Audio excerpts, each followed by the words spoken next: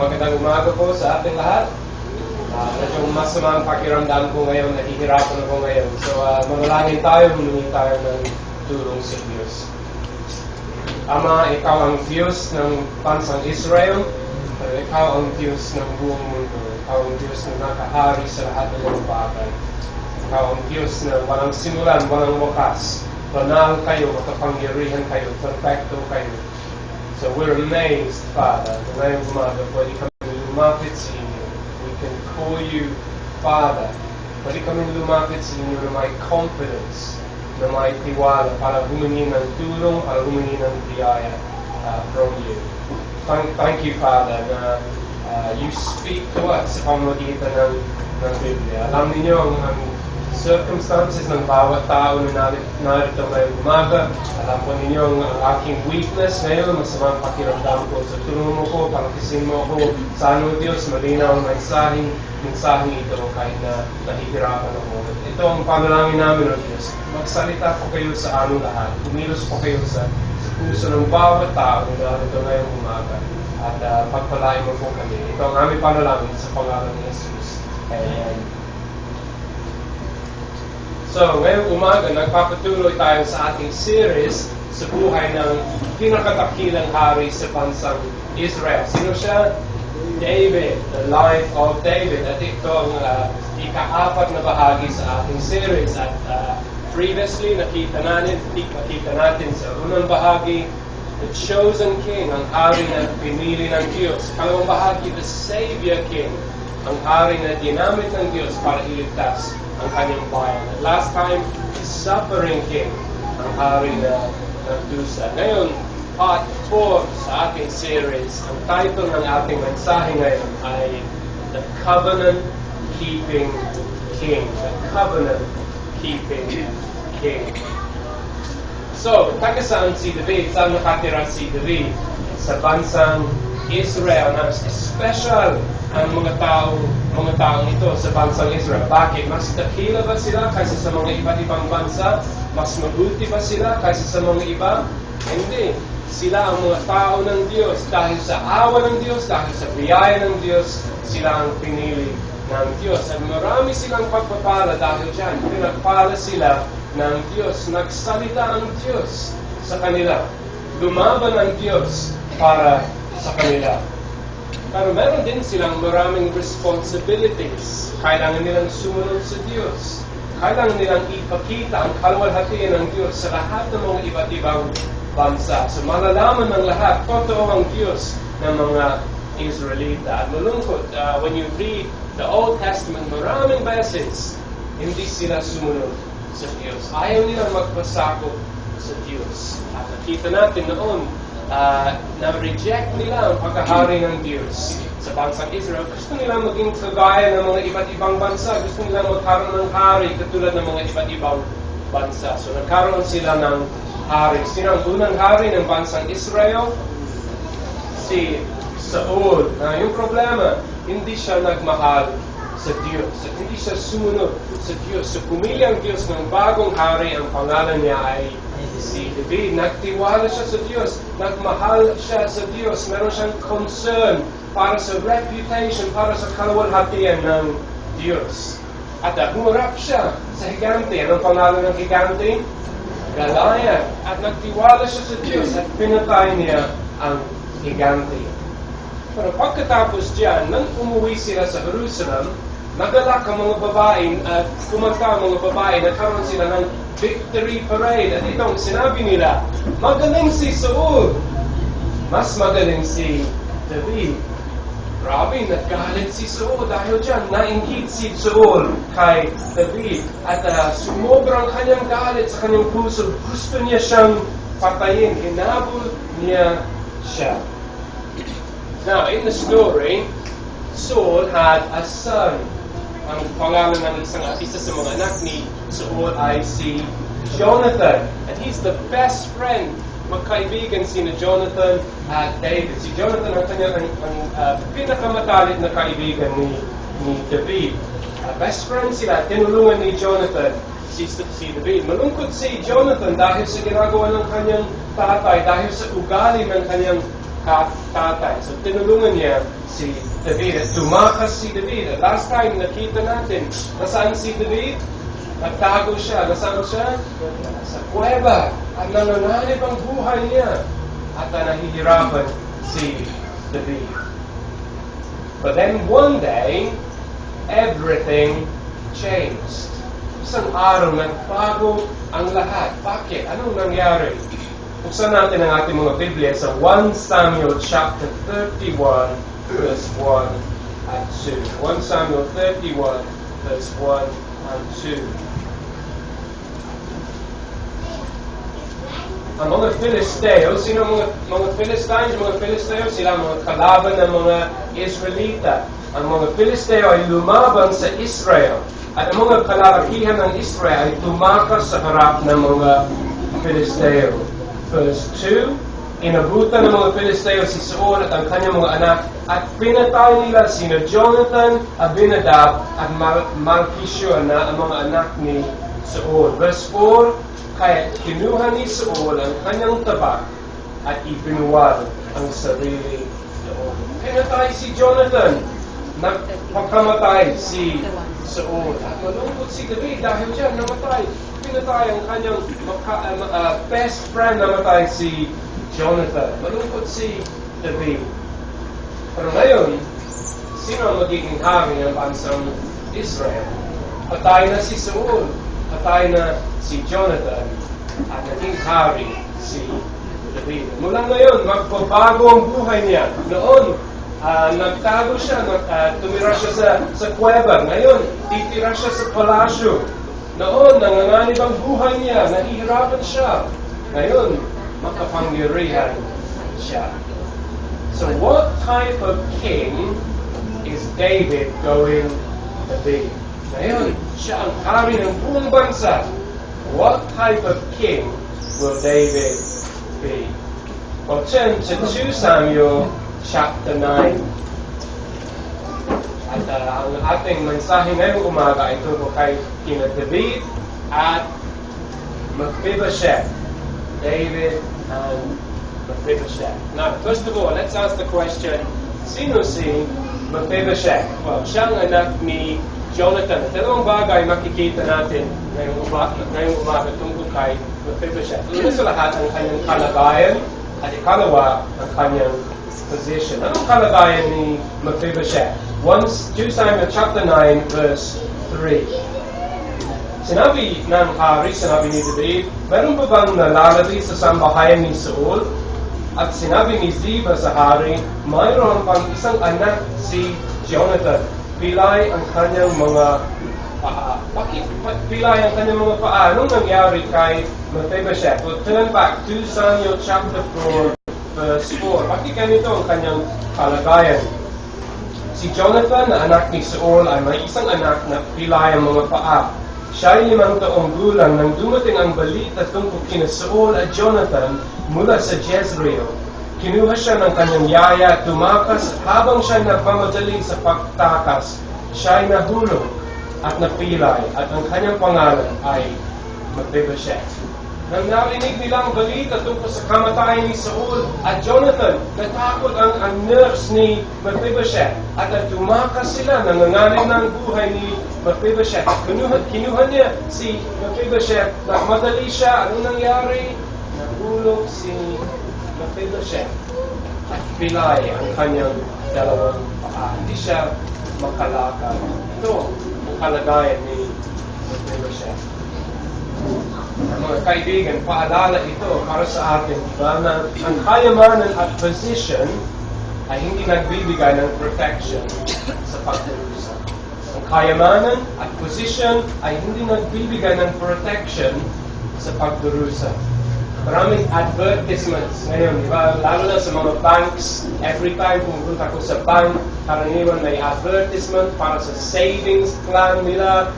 Kailangan mo magkaroon ng security, kailangan mo magkaroon ng savings plan. At karaniwan sa picture, isang lalaki, isang babae, dalawang anak, humingiti sila, secure sila dahil sa kanilang savings plan. Huwag maganda ang mga bagay na ito. Pero ang katotohanan, wala tayong security. Diba? mahina ang ating buhay. Hindi natin alam kung ano mangyayari bukas. Baka mataas ang position mo ngayon. Hindi mo alam this week kung mamamatay ka sa isang plane crash. Tulad ng nangyari. Anong pangalan niya? Robredo. Last week. Baka mayaman ka ngayon. Hindi mo alam kung next week magkakaroon ka ng problema sa business mo. Baka malakas ang katawan mo ngayon.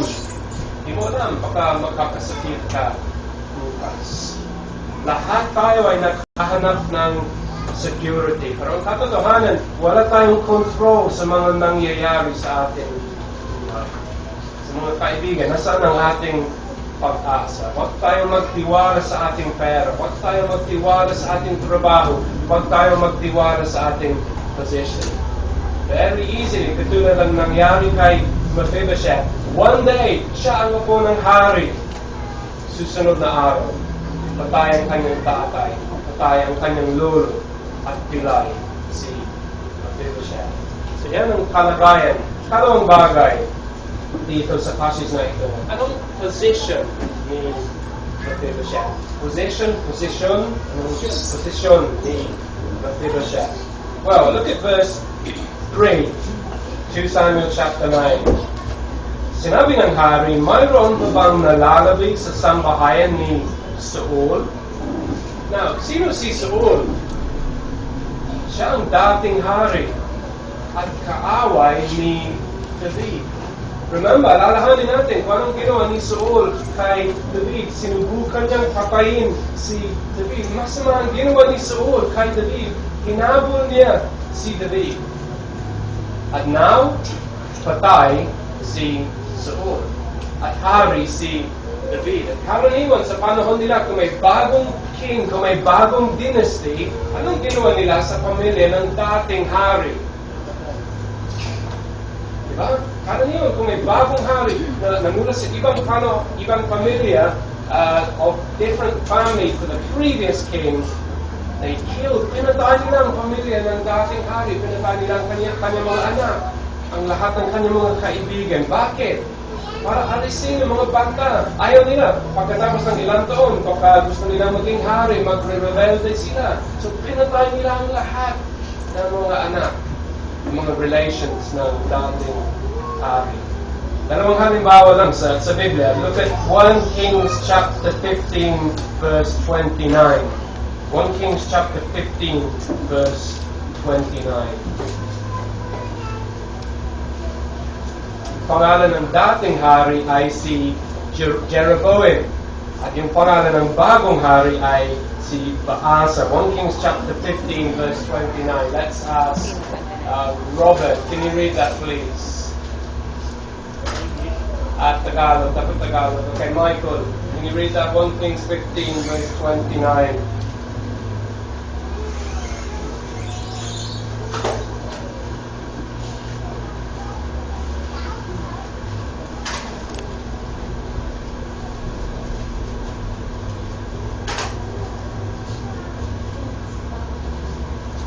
Siya'y maging hari, pinagpapatay niya ang buong sambahayan ni Jeroboam.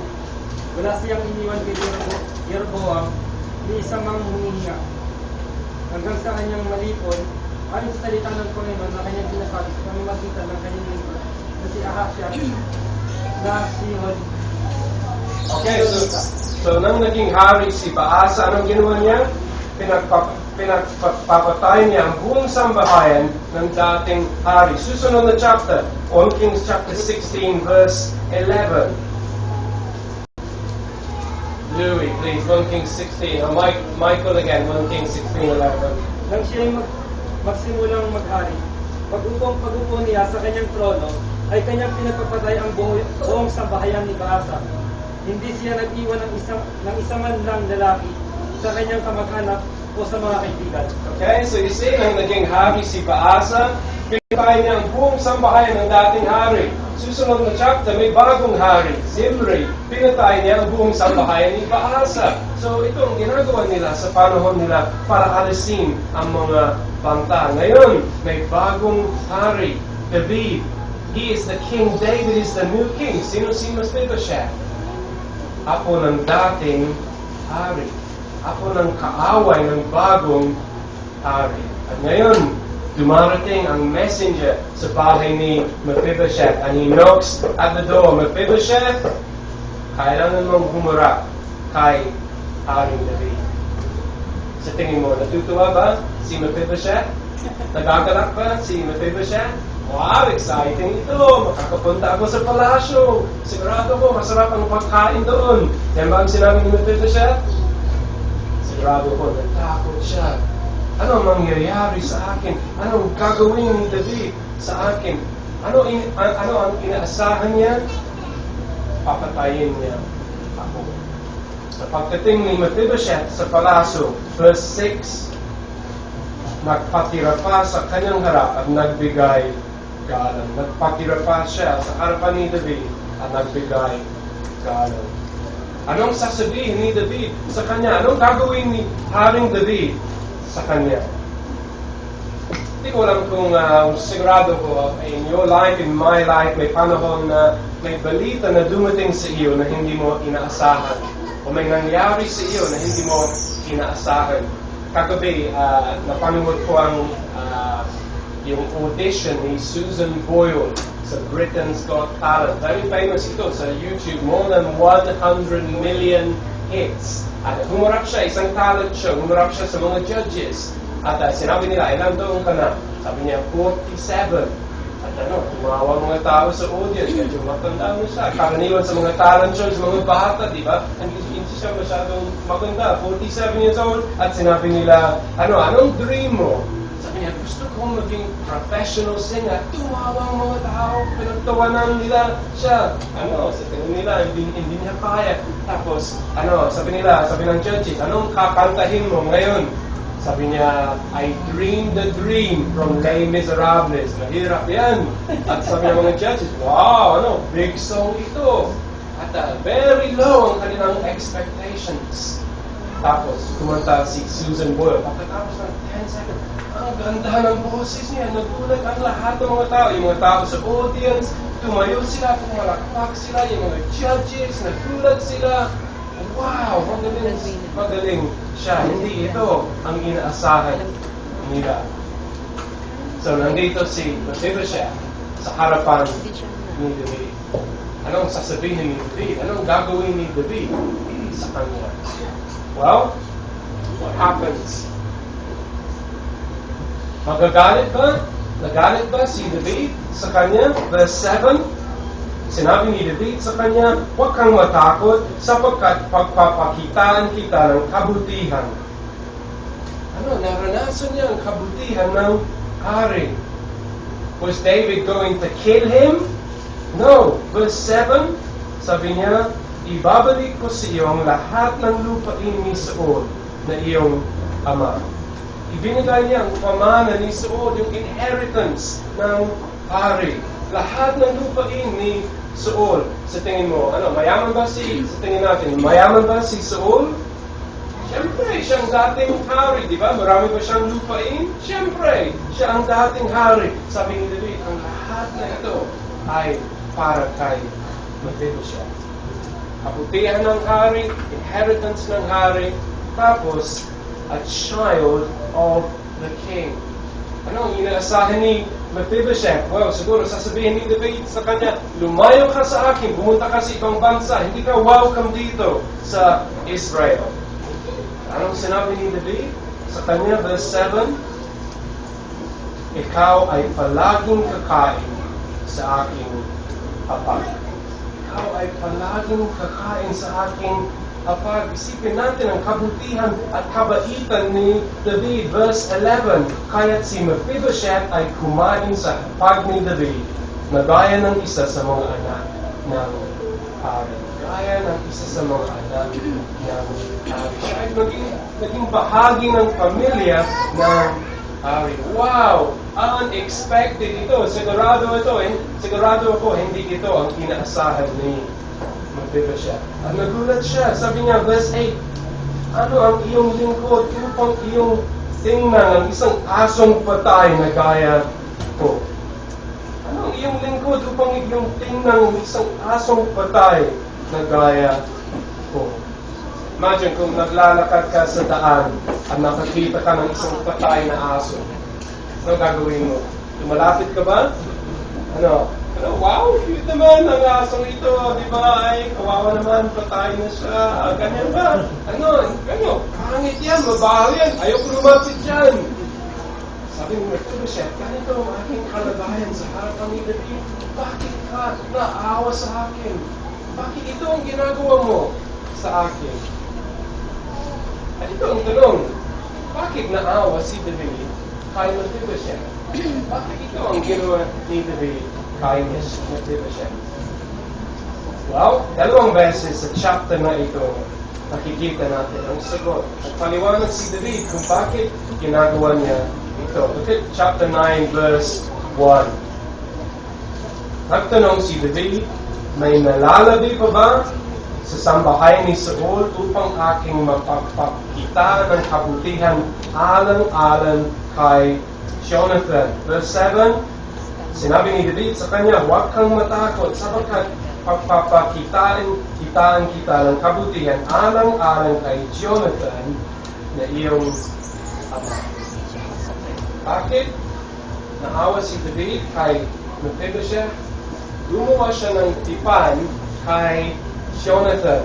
Isang agreement. Ano ibig sabihin ng tipan? Isang agreement, isang pangako. Ito ang gagawin ko para sa iyo. 1 Samuel chapter 20 verse 14 to 16. Ito ang sinabi ni Jonathan, ni David. Ito ang pinangako ni David kay Jonathan. 1 Samuel 20 verse 14 to 16. Kuya Tony, can you read that please? 1 Samuel 20, 14 hanggang 16.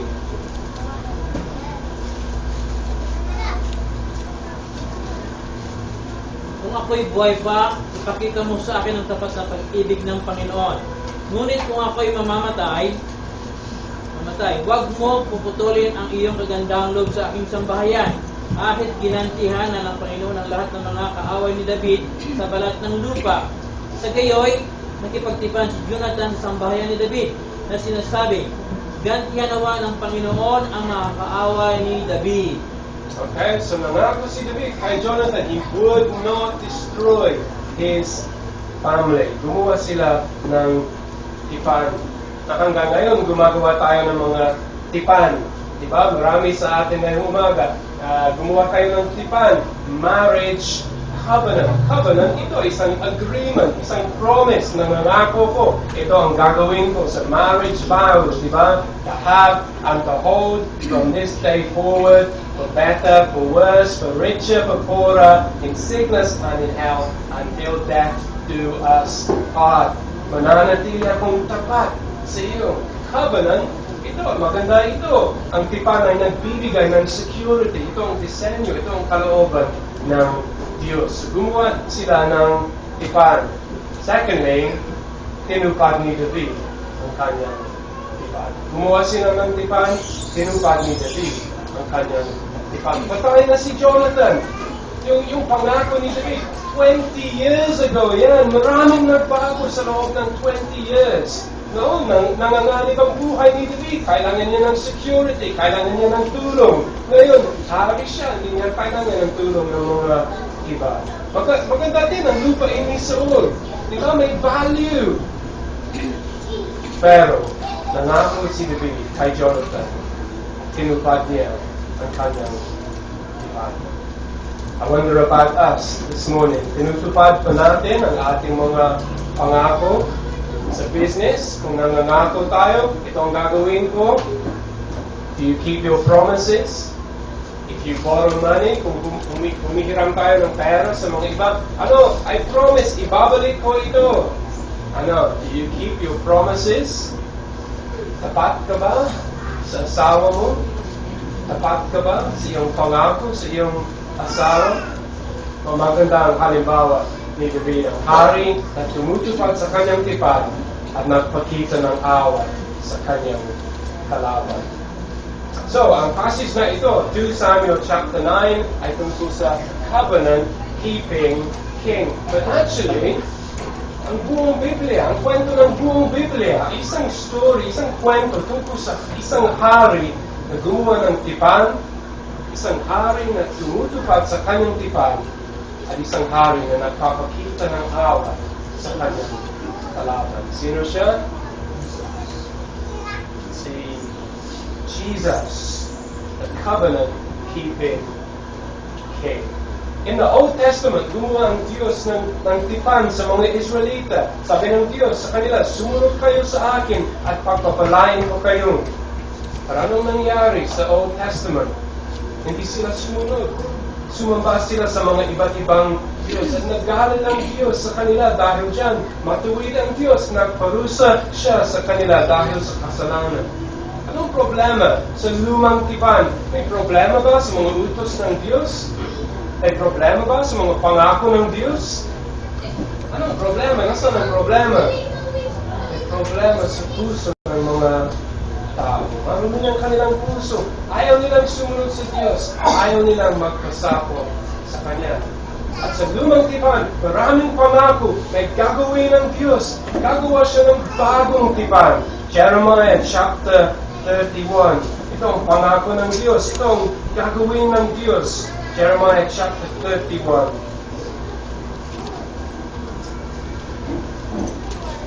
Verse 31.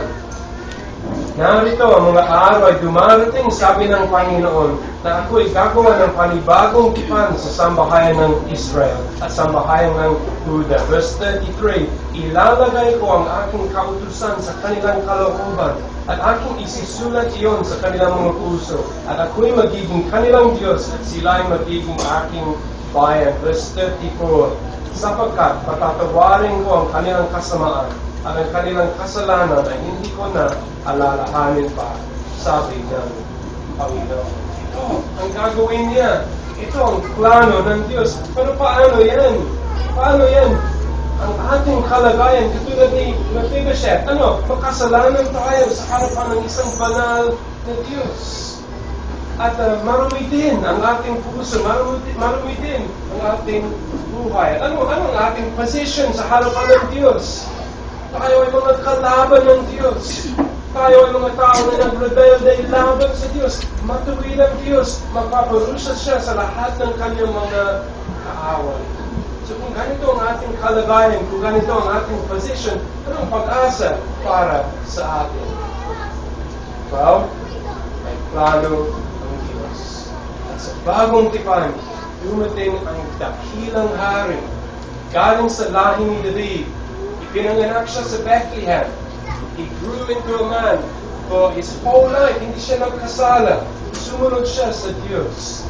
Tapos, namatay siya sa krus. Bago siya namatay, ito ang sinabi niya. Luke chapter 22, verse 20. Luke chapter 22, verse 20. Let's ask Andre, can you read that please? Luke 22:20. Ngayon din naman ako pagkatapos ng unang kita. Ako ang magbubuhos ng dahil sa inyo ay ang bagong tipan. Okay, ang kopang ito na nabubuhos ng dahil sa inyo ay ang bagong tipan sa aking dugo. Ibig sabihin, sa pamamagitan ng dugo ni Jesus, pinili tayo, iniligtas tayo. At ngayon, naninirahan ng Holy Spirit sa buhay ng bawat Christian. Kung Christian ka, born again ka, ibig sabihin, meron kang bagong puso na nagmamahal sa Diyos. At kahit na nagkakasala pa tayo, kahit na makasalanan pa tayo, ayaw natin magkasala. Gusto natin sumunod sa Diyos. Dahil sa ginawa ng Diyos, naranasan natin ang kabutihan ng hari. Dahil sa ginawa ng Diyos, tayo ay mga anak ng Diyos. 1 John chapter 3, verse 1. 1 John chapter 3, verse 1. Masdan ninyo kung anong uri ng pag-ibig ang pinagkaloob sa atin ng Ama upang tayo matawad ng mga anak ng Diyos. At tayo na kung Christian ka, tayo ay mga anak ng Diyos. At meron din tayong inheritance katulad ni Mephibosheth. Hebrews chapter 9, verse 15. Kaya't siya ang tagapamagitan ng isang bagong tipan upang mga tinawag ay tumanggap ng pangako na pamanang buhay na walang hanggan. Meron tayong inheritance. Sa darating na araw, mabubuhay tayo sa bagong mundo magpakailanman. Wow! Wow! Isipin natin ang mga bagay na ito. Meron tayong hari na gumawa ng tipan sa atin. Meron tayong hari na tumutupad sa kanyang tipan at nagpapakita ng awa sa kanyang mga kalaban.